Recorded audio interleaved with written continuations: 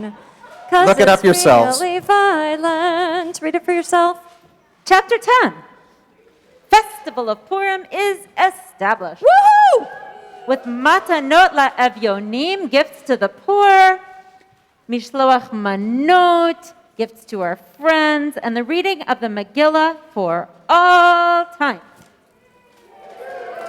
This is for all the adults out there. Now, everyone in the room should know this one. We've told our tale year after year, read the Megillah and recounted our fears. At Haman's name, we screamed and booed. We watched Queen Esther stand up for herself and save the Jews. We need to go on and on and on and on. We are the champions. 'Cause we kept on fighting till the end.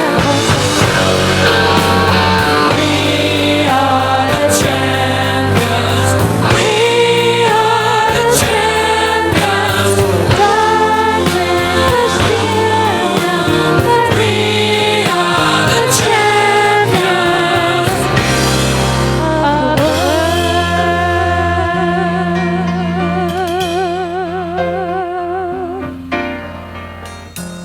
Now, I'm not so sure about this entrance. I think it's here. To put the bows and the curtain calls. I think so. We've got a Hamentaschen Latke debate to entertain you all. But have you learned today's lesson? To stand tall and true, to face every challenge and to do what's right and proclaim I'm a Jew. Do we get to go on and on and on and on? We are the champions.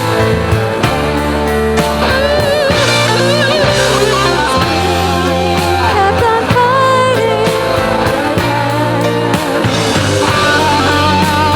We are the champions. We are the champions. Love the shield. We are the champions. Happy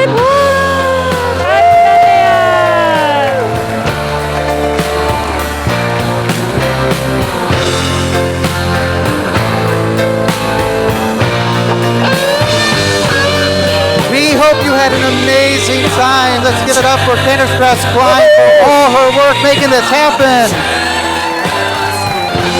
You guys were awesome. Yes, you're Woohoo! So, folks, you are welcome. We hope you are going to stay for a Latke Hamentaschen debates. But if you have had enough, if you're young, and that's understandable, on your way out, we have Hamentaschen to go. Make sure you get a goodie bag. But if you're staying for the debate, stay here. We're going to get started in just a few minutes. Happy Purim! Excellent. And we should say that the presence of Hamentaschen at this event is in no way intended to sway you to one side or the other of the Latke Hamentaschen debate. And we got into this conversation. Well, it was more like an argument, I must say. We'll get started in just a couple minutes. Food there was. Our debaters to the And it stage. wasn't gefilte fish, and we agreed that it wasn't kanelach, it wasn't kreplach, it wasn't sufganiyot, but we got stuck on one point. You see, I think that the very best food that we eat at Jewish holidays is, of course, the Hamentaschen. No, Rabbi, you're wrong. You're wrong. It's a latke, potato latke. It's the Hamentaschen. It's so obvious. It's like the nose on your face. It's the Hamentaschen. We're not going to solve this problem. Well, at least we can sing a song. All right. Come answer the question. Which one is the best one? Latke. Hamentaschen. Hamentaschen latke debate. I like latkes. Lots and lots of latkes. They're golden brown. I gobble them down. with sour cream and applesauce, a tasty serving of applause. If you are I staying could for eat the 'em all debate, day long. please come back. Latkes are the best. Not right this second, but soon. Come answer the question. Which one is the best one? Latkes. Hamentaschen. Hamentaschen Latke debate. Hamentaschen. The debate is funny. It's hilarious. It's not like a high school debate. It's here to entertain you with people who grew up at synagogues in the Twin Cities. Super fun. Uneasy. Hamentaschen are the best. Come answer the question. Which one is the best one? Latke. Hamentaschen. Hamentaschen Latke debate. I once heard a story about a doctor who claimed that eating Hamentaschen affects the brain. The more you eat, this doctor said, you're liable to wind up sick in bed. All that prune filling will go to your head. So eat potato latkes instead. I'd rather be dead. Latkes are the best. Come answer the question. Which one is the best one? Latkes. Hamentaschen. Hamentaschen Latke debate. Hamentaschen, they hit the spot. You can put them in your pocket. Latkes, not Way. So many different flavors to choose. If you eat Hamentaschen, you just can't lose. And it tastes just like glue. Hamentaschen are always in fashion. Hamentaschen are the best. All right. Come answer the question. Which one is the best one? Latke. Hamentaschen. All right, we're going to get started with our Latke Hamentaschen debate. Come on, have a seat. It's a lot. Hamentaschen. Latke. We're going to have them at the two podia. Come on up, stand up. I don't know what that is, but we'll stop it. Debate.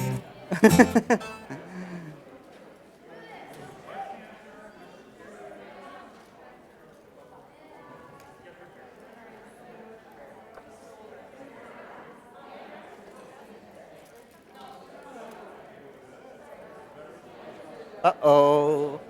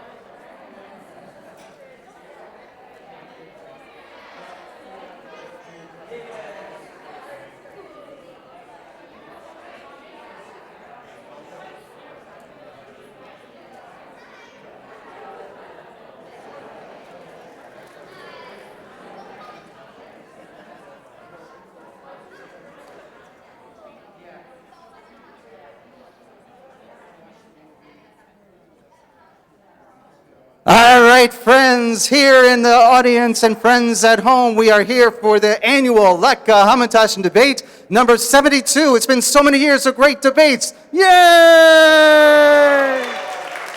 And if you can't remember the last one, well, okay, this was the first time we're doing this. That is going to be a new tradition at Mount Zion. I am so excited because for our Latke Hamentaschen debate, first of all, oh no, I'm probably going to steal your thunder, so I'm not going to do any of that. Never mind. So, Elise Cole grew up at Mount Zion, and she became a comedian. I remember her when I first got here. I was a youth group advisor, and she was in youth group, and she was doing gymnastics, and every time we could see her doing upside down, all kinds of things. Can you still do that? Maybe? No? Yeah. B'shah tova, b'shah tova. So we're super excited that Elise is here representing Latkes or Hamentaschen, of course. And from the other side of the river, Max Hornstein representing the Latke. And I haven't known Max as long as Elise, but a pretty long time, and I've watched you grow up, and it's really exciting to have you here as a comedian as well in our community, 2 comedians, young adults in our community, showing us how to have a fun time and a great debate. And moderating our debates is Michael Tortorello. And Michael, I've known you since you were 35 or something like that. It's been such a wonderful time getting to know you. We're so excited you are here. He is a member of our congregation, a father of Bee and Bear, and we are so glad that you are here to lead us, and I will turn it to you. Take it away. You may take off your mask. Caution, careful, careful. I'm going to sit down. Do you mind? Is this working? Do you want to give them? Okay, let's do this. Ready? Hanukkah and Purim. Purim and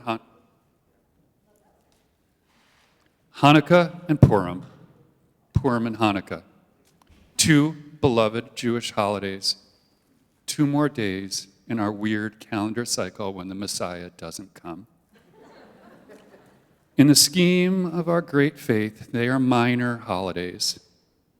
On Hanukkah, we look back on a time when our more cosmopolitan neighbors invited us to join them in some clothing-optional wrestling matches. And as practitioners of a monotheistic faith, we said, "Nyeh." And then, feeling jilted, the Greeks trashed our temple. At Purim, we look back on a time when a Jewish girl finished first in a beauty pageant and, for a prize, won the right to marry the dumbest king in Persia. The girl, now queen, realized she had no Jewish friends to hang out with, so she filled up her days scheming with her cousin, which actually sounds a lot like being Jewish and a teenager in a place like St. Paul. Hanukkah and Purim, Purim and Hanukkah. What's wrong with us, and why doesn't anyone like us? Why can't the Jewish people go along to get along? What if we tried clothing-optional wrestling just once? Maybe we'd like it.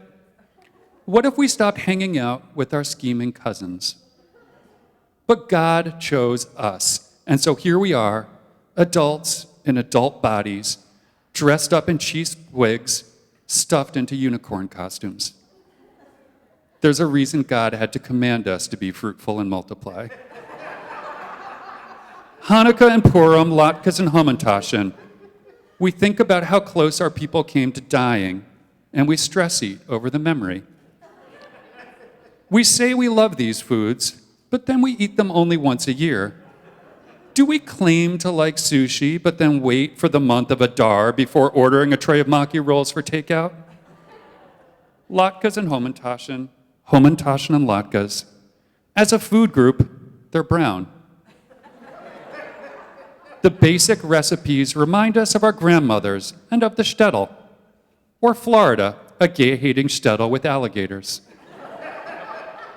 One dish claims that poppy seeds are a delicacy. The other is 25% onion by weight.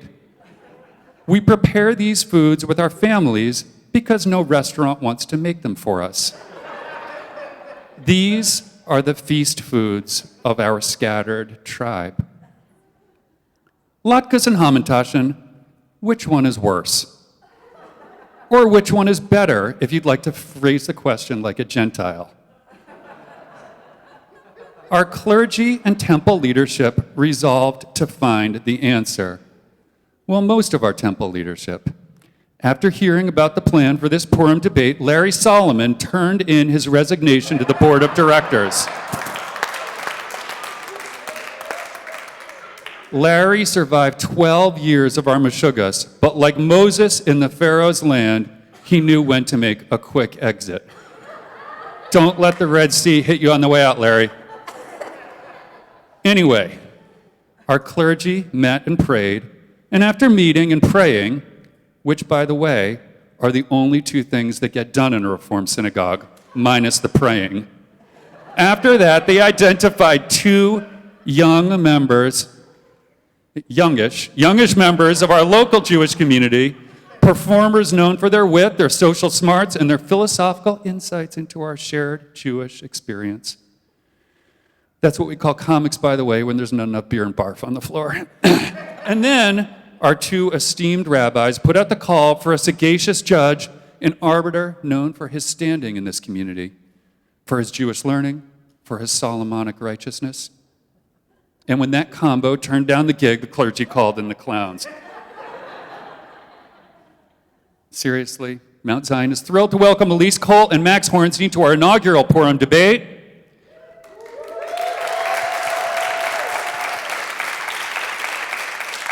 And for the younger people in the audience, inaugural means something you never do again. Thanks so much, everyone, for coming. So, ladies and gentlemen, let's debate. I'm going to run down the ground rules here really quick. You're hearing it for the first time too, so listen closely. Here's how it's going to work. Remember the policy debate rules from your high school debate team. Resolved, we're not going to do that. The debate, which should take somewhere between 45 and 370 minutes, will involve 5 rounds. Round 1, opening statements. Round 2, cross-examination. That's cross-X for those of us who didn't date in high school. Round 3, the visual round. Round 4, audience questions. Round 5, the speed round. Round 6, closing arguments. I will be scoring each round, and at the end, I'll ask you, the congregation, to clap for the winner. This isn't January 6th, and the mob won't decide. The winner will be named by the biggest mensch in the room, Larry Solomon. Larry, if you're not here, you better find your way in.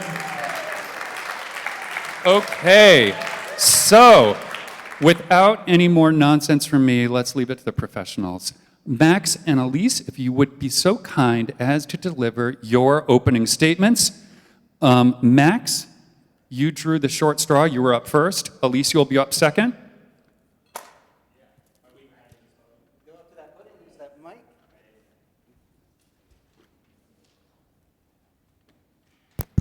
Keep it going for Michael, everybody. Let him hear it.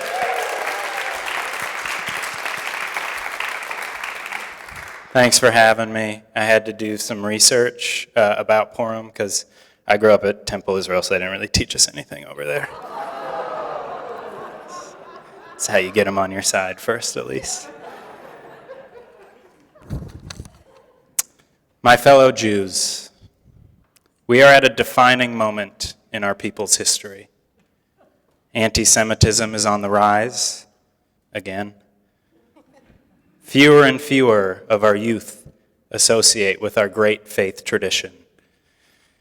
And most importantly, every year we are forced to suffer the dry, brittle cookie known as the Hamentaschen. My people, while our current challenges are many, I'm here to tell you there is a better way. Thank you. There is a way for us as a people to celebrate our triumphs, to look to a past in which we stood up to our oppressors as a unified force for good. What I am talking about, of course, is Hanukkah and the Latke. The humble potato with oil is the only way to celebrate our past and secure a safe and thriving Jewish future. My argument is simple. The Latke is both superior in taste and in ruach, in spirit. The Latke is the symbol of miracles and Jewish might.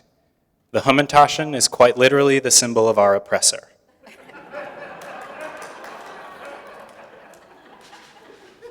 My friends, the fried potato that can be both sweet and savory is the only Jewish snack worth having. I have seen latkes served year-round at the delicatessen. I have seen Jew and Gentiles alike enjoy this tasty treat. And most importantly, Adam Sandler never wrote a song about Purim. Hanukkah and latkes are the cornerstone of modern Jewish culture. They have defined the American Jewish experience for generations. And do they hurt our tummy sometimes? Of course. But we're Jews. What doesn't hurt our tummy sometimes, okay? Suck it up. Take a Tums. Come on. My opponents will say that eating the hats of our enemies is supposed to make us feel triumphant over those who tried to vanquish us. And while that may be true, they didn't have to make the Hamentaschen taste like an actual hat. And what Miss Cole and her ilk seem to constantly miss is that no one, absolutely no one, actually likes Hamentaschen.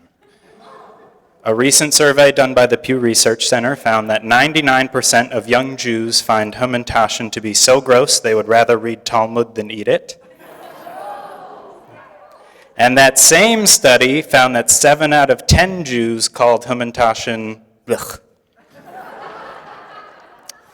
This should be evident in the fact that the most popular flavor of Hamentaschen is poppy seed, a thing that no one eats ever. Even at a shiva, the poppy seed bagels are the only thing that's left over. Your main ingredient is so bad that Jews, people who are famous for eating their feelings, won't even eat it when they're sad. Miss Cole, simply put, you are out of touch. You represent an establishment that no longer speaks for the majority of this community. You have force-fed us your lies and your disgusting cookies for far too long, and we, the people, have had enough. The question I pose before you tonight, Mount Zion, is simple, one that has been asked of us time and time again. Which side are you on? This is the most adorable heckle I've ever gotten in my entire life. Are you on the side of choking hazards for the few, or amazing fried goodness for the many? Thank you.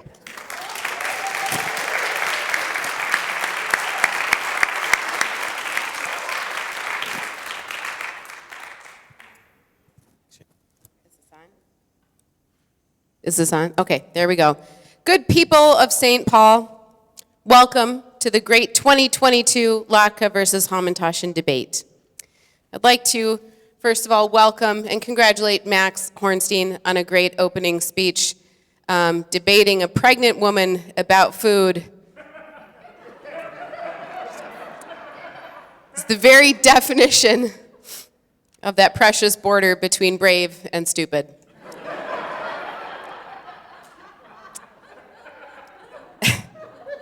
I use the word debate loosely. It's really more of a formality as we prepare to celebrate what is clearly the more meaningful of the two holidays associated with these culinary delights. But on behalf of myself and my gracious proponents, I want to wish Mr. Hornstein the best of luck in swaying even a single swing voter, because he's got quite a lot of persuading to do if we are going to overlook the obvious atrocities inherent in latke making. First of all, there is the latke industry's unapologetic oil dependency. Not to mention allegations of foreign potato acquisition. But what can you expect from a holiday that isn't even in the Torah? This lack of representation in our sacred text further extends to the exclusively binary and polarized topping choice of either sour cream or applesauce. Not every condiment fits neatly into one box or the other, Mr. Hornstein. And in the year 5782, I think we need to be a little more open-minded and inclusive. Which is why Hamentaschen are clearly the superior Jewish food. The magic of the Hamentaschen is threefold. I knew you'd be there with me on it. They came from the book of Esther, which is actually in the Torah. They are not dependent on oil or foreign potatoes. And what they are filled with is love, whatever flavor that may be, even if it's poppy seed. Latkes and latke lovers don't care about your sodium intake or your cholesterol levels. So take it from me, a real Jewish mother. The future lies in our support of all the Hamentaschen. Thank you, Mount Zion.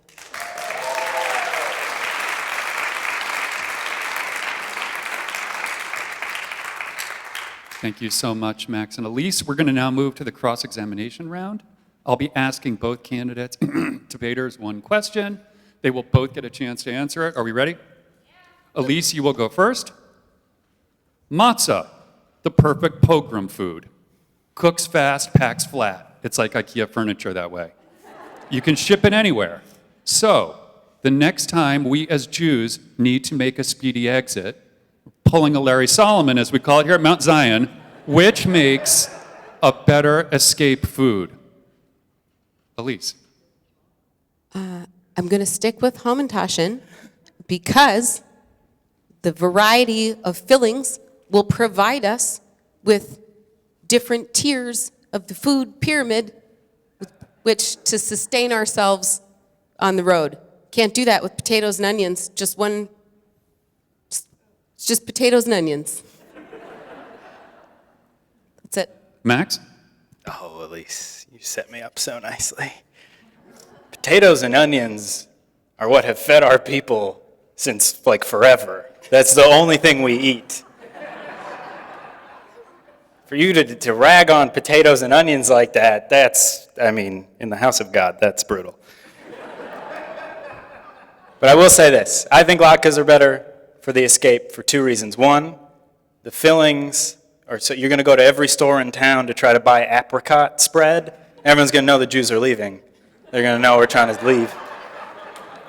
Second of all, we all got potatoes and onions on the ready. Like I said, it's the only thing we eat. And you got a bunch of hot oil, you can just kind of throw it at a Cossack if you need to. It's a defense also. So, I rest my case. Elise, do you want to counter? He got the word Cossack in there, and that's a strong one. I'm just picturing soggy latkes in the bottom of a backpack.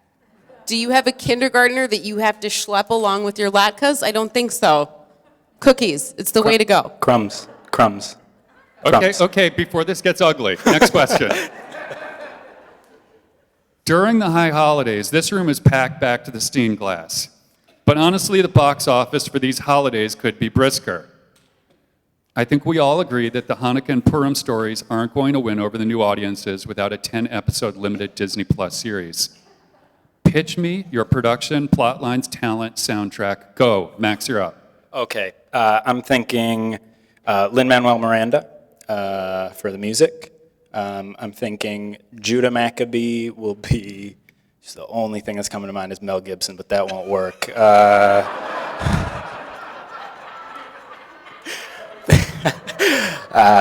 Who's hip? Who's now? Who's really with it? Timothy Chalamet is Judah Maccabee. And is there a love interest in the Hanukkah story? Clergy? No.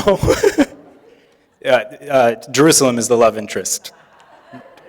And the hit song will be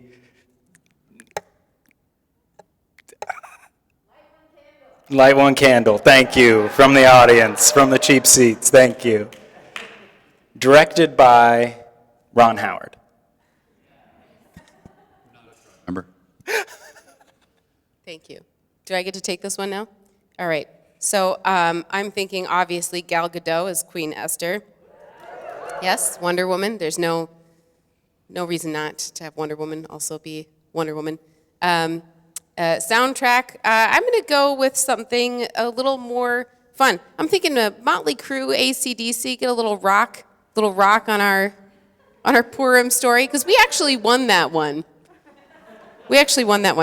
And then, of course, directed by, who's the guy that did 16 Candles? John Hughes, for a little tenderness. So you got to have balance. That's what I think. And the key score will be gonna knock your hat off. That's it. It's just called I'm Gonna Knock Your Hat Off? Yeah, yep. And Can you sing a bar? I can't, The no. people want you to sing a bar. I'm a little under the weather. No, Whoa. we'll save it. Just, you know what? All you need to know is that Gal Gadot is gonna be she's the front woman of that, because, yep. All right, yeah. It's better, yeah. That was good. Awesome. Okay, are we ready for the visual round? Please, yeah. Yeah. Visual round. God help us, visual round. Let's do it.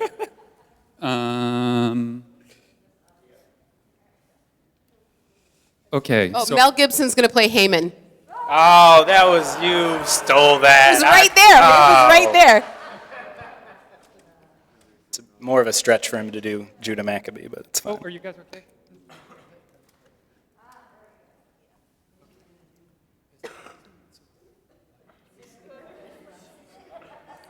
Okay, so here we go. I'm going to put these images on screen. You guys might want to come around, or you can see them. We can now, see him. sorry. Yeah.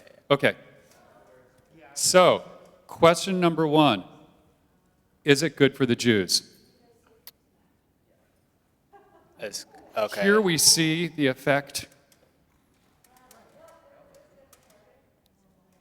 Here we see the effect of too many cookies. Would you like to talk as a people of one God but many medical specialists? Why either your food is less bad for the Jews or his food is worse for the Jews? I'll start with this one. I think Hamentaschen, because they are not as widely available. I know Max used that as a point to say that you could go to any delicatessen and get a latke. You can't. We can't just run out and get Hamentaschen whenever we want. We have to put in the labor of actually making them. So I think ending up like a Cookie Monster here, just choking on a pile of gluttony, is unlikely. It's unlikely, and I think there's also a temptation to use substitutions when it comes to latkes as well, like French fries, which is cheating. So I think overall, Hamentaschen, because they are easier to have in moderation. Max, would you like to talk about this slide, or do you want to move on to the next one? Yeah, no, thank you, Mike. I appreciate it. Yeah, I would like to comment on that, actually. First of all, I want to commend you because the media usually takes like a pro-Hamentaschen bias, especially when it comes to health issues. So I really appreciate you just being straight down the middle with that one. I think a lot of people on paper are going to say that latkes are worse for you, which I understand because of like the grease and all of that. I get it. But ultimately, what latkes give you over Hamentaschen is, like I said, the connection to that fighting spirit of the Maccabees. And Hamentaschen are just crumbly, gross cookies. So nobody's going to eat that many anyway. So I guess you are right on that, but it's because they're worse. So. Okay, next I have a shot from a training video that we usually show here at Mount Zion around the Hanukkah holiday. Max, you're going to get to go with this one first. Yeah, well, there it is, the pro-Hamentaschen bias. There it is, right on cue. Yeah. Look, I don't know what you want me to say. Yeah, there's more grease in latkes. They're also better. What do you know what, I'm not even going to dignify this with a response. Would just like to point out, now that Max has officially choked on on something other than a Hamentaschen. But for the son of a rabbi, you should have had a better response for this one. That's what happens. That's clearly what happens. It's called cardiac arrest. That's from too many latkes. Are we ready for the next slide? Well, hang on, actually, one second. Two things. First of all, that picture is from someone at one of my shows when I'm killing, okay? So just take note. Second of all, yes, I am the son of a rabbi. It's nice to be up here actually entertaining on a bima for once.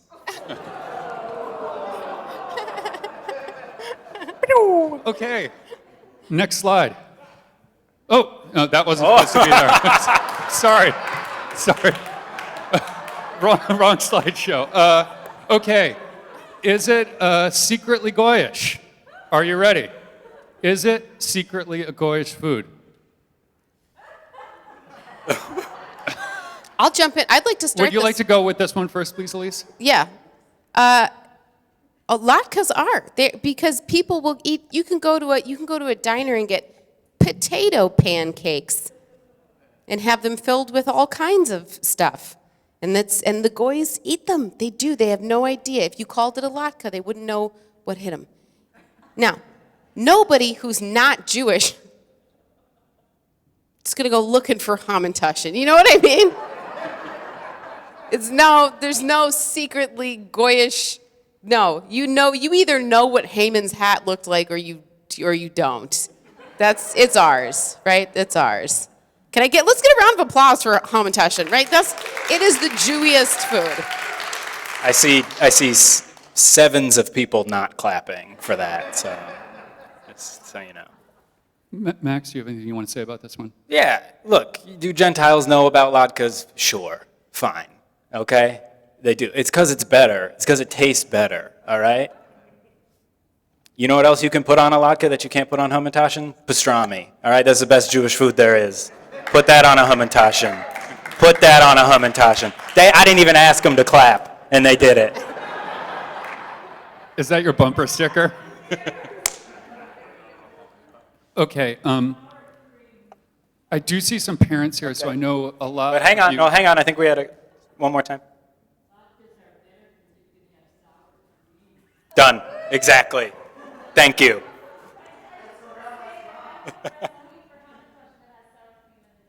Thank you. Hey, this is going to get out of hand if we let. We will be getting to the audience questions in a second. Just wait, hang on. You're going to have your moment, people. Okay. So many of you, like me, are parents of children here, and you know we do get a lot of email from the Mount Zion Education Department, which I appreciate. But I actually opened one of them up, and I was really surprised because it had kind of a link through to the curriculum, and it wasn't exactly what I was thinking, and that's where I got this image. Apparently, this is what our kids are learning. So you may notice here, that's the Father, the Son, and the Holy Spirit, and that is the shield. They call that the shield, and it explains kind of the relationship between the Father, the Son, and the Holy Spirit. Can you see it? I'm sorry. Can we move that just a little bit? Yeah, okay. So what you may notice, and I don't know if you guys noticed this, but unfortunately it got edited out, that looks kind of like something to me. So I was just wondering, Elise, do you kind of think maybe the Hamentaschen has an identity that you haven't been fully aware of before? No, I don't. Here's what I expected you to pull up, because everybody knows this is the Holy Triangle. Eretz Yisrael. That's what should have been on that slide. That's what should have been on that slide. Now, somebody who grew up with Catholics, I can tell you, this image doesn't make any more sense to us than it does to them.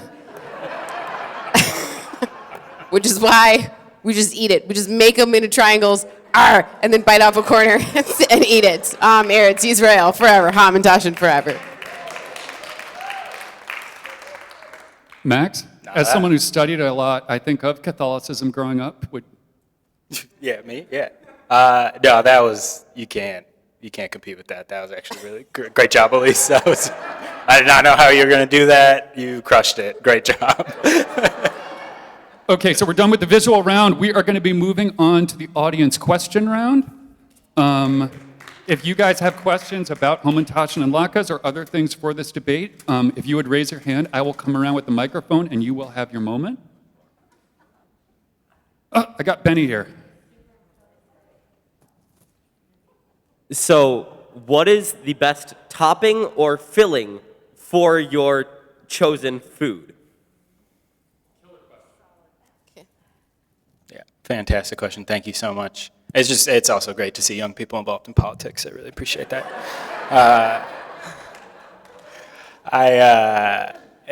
For me, it's sour cream, hands down. Who booed sour cream?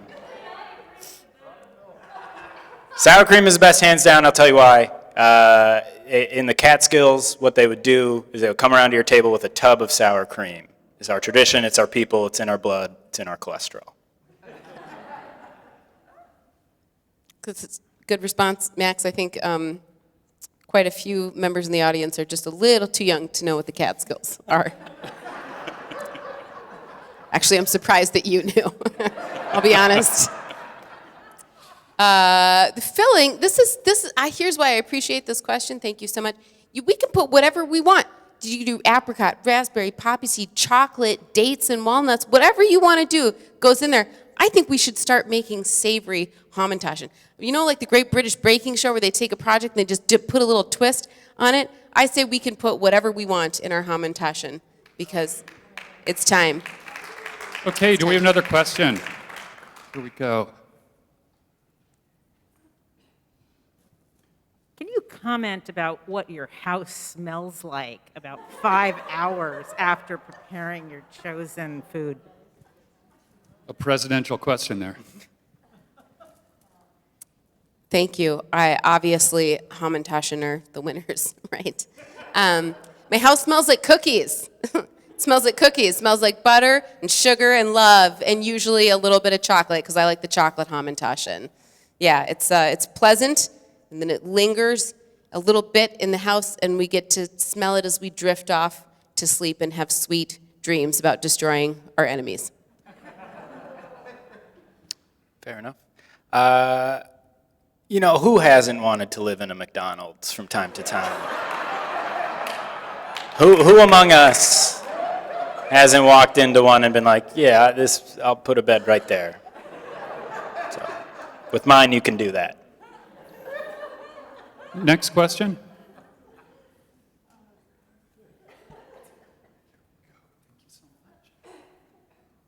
How does your food appeal to the youth? Yes. I cannot believe that wasn't a plant. Great question. They're cookies, right? Kids love cookies. I think you can go either way on potatoes, either way on fried foods. But one of the first words that a kid learns, even in American Sign Language, they're learning ASL, cookie, right? That's it, kids, I think. And because you get to choose your filling. It's not like a Fig Newton that just has fig. You put whatever you want in there. And as a mother who's not said no to a single thing my child has asked for, I promise you that's true. Max? Yeah. I feel like I know what my diet was when I was a kid, and it was almost entirely potatoes.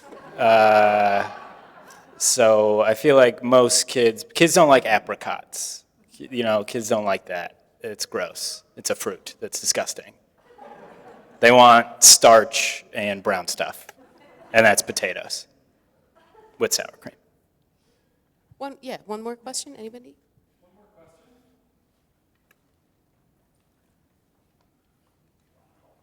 We got a lot of pressure. You're the last. Can you comment on the danger involved with cooking your food? To start? A very safe people, the Jews. That's a great question. Yeah, look, high risk, high reward, I think, with anything. Especially, and just be smart, be safe, don't be a nerd about it, and you'll be fine. Just be cool and fry up some potatoes. Kids shouldn't do it, though. Don't. Make sure there's an adult present. I'd like to point out this is the same man who claimed you could use that hot oil on the road as a weapon against anyone who's following you. An oven will not spatter or spit in your face. The heat doesn't come out unless you open the door. Yes, you have to watch your arms when you slide the cookie tray in and out. Overall, I think it's much, much safer to make Hamentaschen, which doesn't mean that my child is allowed anywhere near the stove, but he's also not going to get a grease burn. I'm also not going to start a grease fire with my oven. Just keep a wet towel nearby. That sounds like the opposite of good advice. Yeah, I don't actually know how to put out a grease fire. I don't Does either. anybody? Okay, I think we're ready for our closing statements. Who went with the first opening statement? Okay, so you'll get the first closing statement, Elise. In summation, I'd like to thank everyone for your participation, for your laughter, for your involvement. Thank you very much for being here. And I know that when you consider what you would like to have represent us as a people. It will come down to our holy triangle. The freedom in our choice of fillings. And the smell of home-baked cookies, and that you will not be swayed by oil dependency, foreign potatoes, or living in a McDonald's. When it is time to cast your ballot, I ask you to uphold the sacred traditions in the book of Esther, which is in the Torah, and vote Hamentaschen tonight. Thank you very much.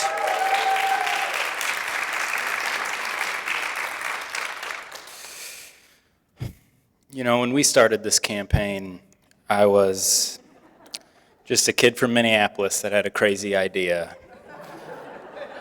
that every single Jewish holiday could have a latke. Called it Latke Care for All. That deserved to bomb. That was fine. That was good. And now, because of countless hours from our volunteers and a lot of money from the oil lobby, I am here in front of you today asking for your support, asking you to pick the clearly better food. Thank you. Okay. So I think that was the first debate in history that it didn't end up with the phrase, God bless America, which seems appropriate for a synagogue, right? The one place you wouldn't thank God. Okay, Larry, you will be the judge of the winner of the debate. First, can we please thank our awesome and delightful guests who came and made the night better for us. Max Hornstein. Elise Cole.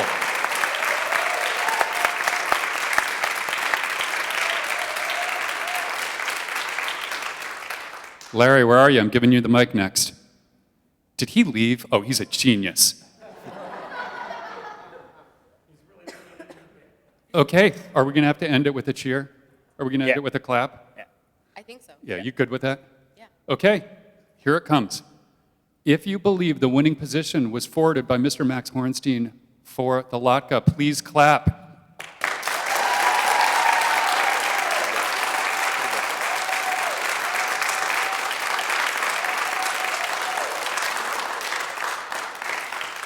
If you have been swayed by Elise Cole, I should point out, former Mount Zion member, not that that matters, that she and her Hamentaschen won the debate. Would you please clap?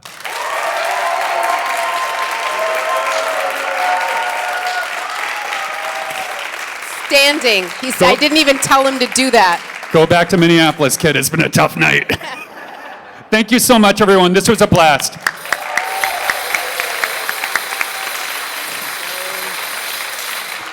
Let's hear it for the Brown Food Group. And let's hear it for Michael Tortorello moderating. Excellent job. And I have to say that Elise, formerly Ejade, her father, David Ejade, helped design the lights of this sanctuary back when we renovated, and he would probably be very upset with me the way I was using the lights tonight. Didn't light you up well enough, but welcome back. And for everyone who's here tonight, we have fresh, hot latkes for you as you leave tonight. Oops, just kidding. Hamentaschen! Thank you all for being here. This has been a wonderful Purim. Take some Hamentaschen with you on the way out. Chag Sameach.